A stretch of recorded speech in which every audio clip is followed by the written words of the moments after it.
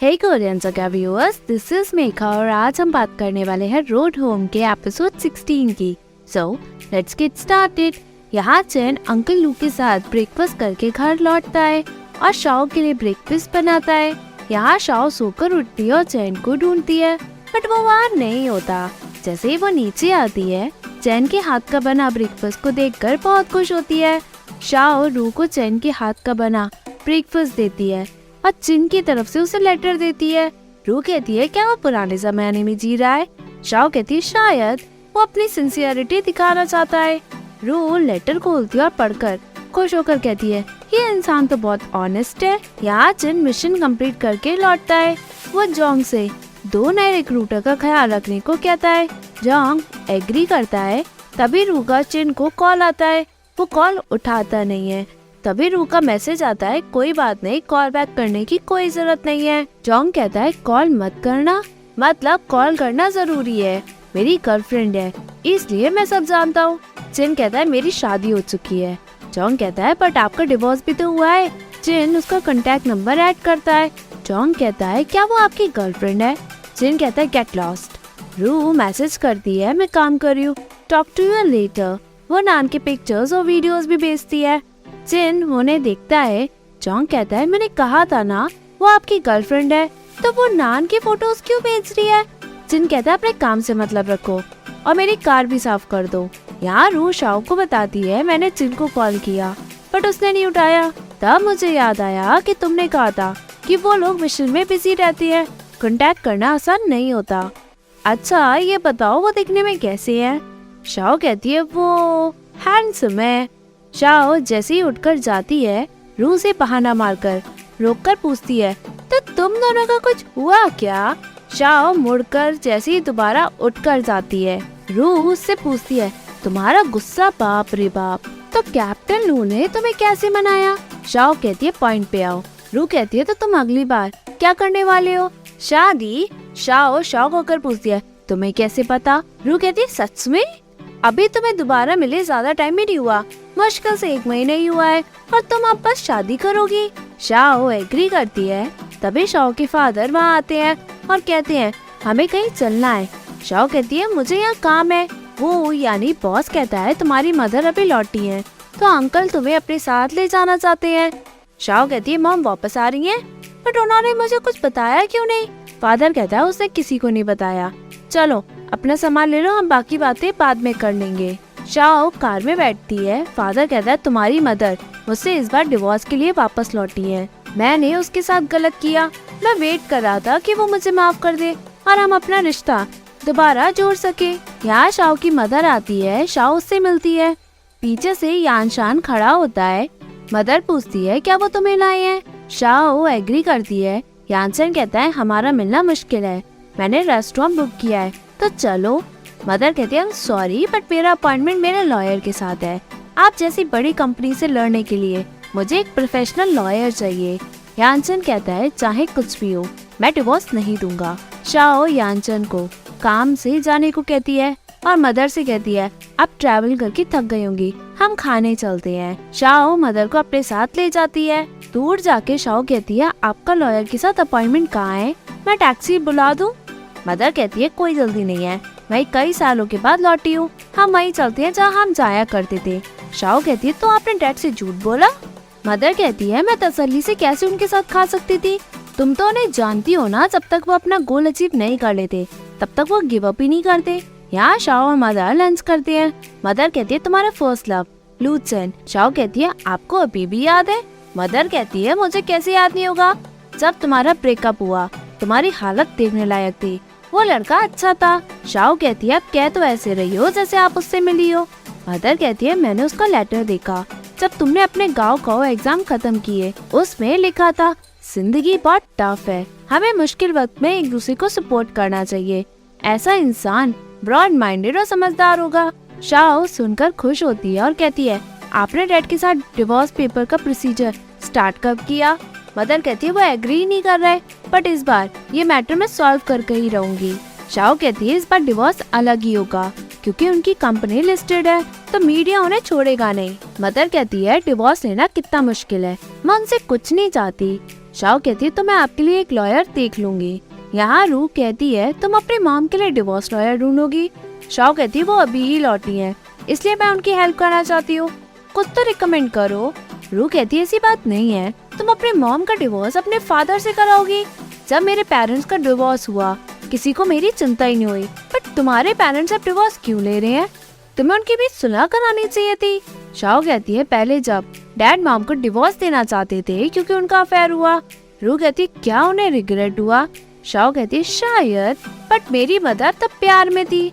अगर एक बार लॉयल्टी टूटती है तो दोबारा रिश्ता बनाना मुश्किल है। रू कहती है शादी इसी पे टिकी होती है। शाओ कहती है मैंने लूचेन के साथ इसीलिए ब्रेकअप किया क्योंकि मेरे पेरेंट्स का हर रोज झगड़ा होता था, यहाँ तक वो एक दूसरे को मारने में लग जाते थे। तब मैं लूचेन से बात करना चाहती थी बट वो मेरे साथ नहीं था। ईयर 2011 कॉलेज के पास एक फोन बूथ था। जनरली मैं उसे वहाँ से कॉल किया करती थी। मैं उसे 10 बार कॉल करती बट हमारी बात सिर्फ एक ही बार हो पाती थी। यहाँ शाओ कॉल करती है बट चैन कॉल उठाता नहीं है। शाओ बगल वाले बूथ के पर्सन की बात सुनकर बहुत बुरा फील करती है क्योंकि वो अपनी गर्लफ्रेंड से बात कर रहा था। शाओ बार बार कॉल लगाती है बट कॉल उठता नहीं है। शाओ मन में कहती है मुझे बताना जब तुम फ्री होंगे, मैं कॉल तब करूंगी, मैं तब तक वेट करूंगी जब तक तुम कॉल मुझे वापस नहीं करते। यहाँ चैन ड्यूटी पे बाहर खड़ा होता है। एक पर्सन गिरता है, चैन उसकी हेल्प करता है पर दूसरा पर्सन का पैर फिसलता है और वो गिर जाता है। चैन भी गिर जाता है। दूसरा पर्सन सॉरी कहकर चला जाता है। चैन ड्यूटी पे वापस अपनी पोजीशन ले लेता है। ड्यूटी के बाद चैन अपने रूम में पहुंचता है। सभी कॉमरेड नहाने की बात करते हैं बट चैन रिपोर्ट लिखने के लिए निकलता है। रिपोर्ट लिख लेने के बाद चैन अपनी वर्दी उतारकर उसे धोने के लिए निकलता है और मोबाइल फोन भी लेकर जाता है। वो कपड़े धोने के लिए पानी चलाता है। चैन को बहुत नींद आती है बट वो फिर भी फोन देखता है बट उसमें बैटरी नहीं होती।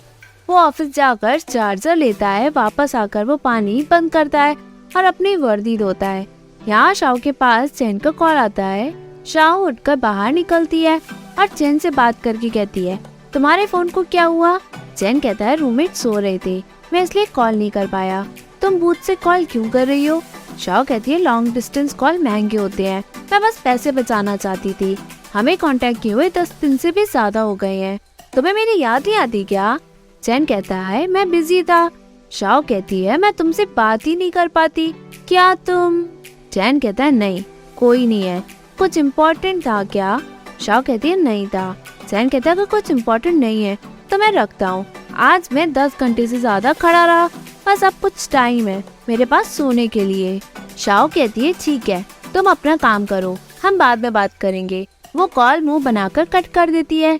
चैन को बुरा लगता है जैसे वो दोबारा कॉल करने की सोचता है बट वो कॉल नहीं करता और वापस चला जाता है। यहाँ शाओ दुख में होती है। जैसे ही शाओ कॉलेज से घर आती है वो अपने फादर को वहाँ पाती है। दोनों में लड़ाई झगड़ा होता है। शाओ गुस्से में बाहर भाग जाती है। बाहर आते ही शाओ चैन को याद करके उसे कॉल करती है बट चैन का फोन स्विच ऑफ आता है। शाओ फूट फूट कर रोती है। यहाँ चैन अपने कलीग को इंटरनेशनल समिट की ड्यूटी बताता है। चैन कहता है एक भी गलती अलाउ नहीं है, इससे रिजल्ट पे बहुत बुरा असर पड़ेगा। सभी कॉमरेड मिशन पे एग्री करके चले जाते हैं। चैन शाओ को रात में कॉल करने का मैसेज करता है। दोनों में बात होती है। शाओ कहती है उस वक्त मेरी क्लास होगी। फिर कुछ टाइम बाद शाओ दोबारा पूछती है रात 9 बजे बात करे क्या? चैन कहता है उस वक्त मैं बिजी होऊंगा। शाओ कहती है तुमने नोटिस नहीं किया, हमारी 2 महीने से बात ही नहीं हुई है, बट वो ये मैसेज नहीं भेजती। यहाँ शाओ रू को कहती है मैं उससे कांटेक्ट नहीं कर पा रही थी, जब भी हमारी बात होती थी तो लड़ाई हो जाती थी, तो हम एक दूसरे से बात भी नहीं करते थे। हमारा कांटेक्ट 2 से ज्यादा महीने से भी नहीं हुआ था। रू कहती है लॉन्ग डिस्टेंस रिलेशनशिप बहुत सफर करता है। शाओ कहती है जब तुम आमने सामने लड़ती हो तो वो तुम्हें पकड़ के मना भी सकता था, बट यहाँ सिचुएशन अलग थी। आई डोंट नो उसके साथ वहाँ क्या हुआ, बट उसे नहीं पता था कि मेरी फैमिली में क्या हुआ। फ्लैशबैक में यहाँ शाओ चैन को खुशी से कॉल करती है। वो अपने कॉलेज की बातें खुशी खुशी बताती है। बाद में वो खुशी धीरे धीरे जाने लगती है। और एट लास्ट शाओ एक दिन कहती है तुम कुछ कह क्यों नहीं रहे हो? चैन कहता है मैं थक गया हूँ, मैं कुछ कहना नहीं चाहता। शाओ कहती है हम ब्रेकअप करते हैं। क्योंकि हमें लड़े 4 महीने से भी ज्यादा हो गया है। मैं भी थक गई हूँ अब। हम ब्रेकअप कर रहे हैं, तुम अभी भी कुछ कहते क्यों नहीं? एटलीस्ट कुछ तो कहो, ये मेरा लास्ट कॉल है। चैन रोकर कहता है, मुझे नहीं पता अब मुझे क्या कहना चाहिए। क्या तुमने डिसाइड कर लिया? शाओ एग्री करती है। चैन कहता है ओके। शाओ और चैन दोनों रोते हैं। शाओ कहती है, अगली बार मैं तुम्हें कभी डिस्टर्ब नहीं करूंगी, बाय। वो कॉल कट कर देती है। चैन यहाँ रोता है और आंसू पोंछकर बाहर निकलता है। शाओ यहाँ रोती है। चैन बाहर निकलता है। वो जैसे ही शाओ को दोबारा कॉल करने के लिए जाने ही वाला होता है, तभी चैन का सीनियर उसे ट्रेनिंग प्रैक्टिस के लिए कहता है। चैन एग्री करता है। यहाँ बर्फ के बीच सभी ट्रेनिंग करते हैं। वो मार्च पास निकालते हैं। सभी अपनी ट्रेनिंग में आगे बढ़ते हैं, बट कुछ कॉमरेड आगे नहीं बढ़ पाते। चैन उनकी हेल्प करके कहता है, चाहे कुछ भी हो आगे बढ़ो, मैं लास्ट में रहूंगा तुम लोगों को सपोर्ट करने के लिए। जब सभी अपने डेस्टिनेशन पे पहुंचते हैं, चैन एक तरफ जाकर अपने बैग, जैकेट और राइफल को रख के बैठता है और रोता है। वो अपने ब्रेकअप को लेकर दर्द में बहुत होता है। उसे शाओ की ब्रेकअप वाली बातें याद आती है। वो फूट फूट कर रोता है। यहाँ शाओ भी उसी दर्द में होती है। शाओ की आंट उसे खाने पे बुलाती है, पर शाओ मना कर देती है। यहाँ शाओ रू से कहती है, उस वक्त हम बहुत यंग थे, हमें लगा ब्रेकअप करना आसान होगा। मैंने उससे पहले कई बार ब्रेकअप किया, बट उसने सिर्फ इस बार एग्री किया। शायद वो बर्दाश्त ही नहीं कर पाया होगा। रू कहती है, कॉमन है कि तुम्हें पता ही नहीं कि फर्स्ट लव को कैसे प्यार करना है। ये ऐसा है जैसे तुम ब्रेकअप एक टेस्ट की तरह लेते हो, ताकि तुम्हें पता चले कि तुम एक दूसरे को कितना पसंद करते हो। तभी एपिसोड एंड होता है। Hey viewers, if you like this video, please like, share and subscribe this channel. Thank you.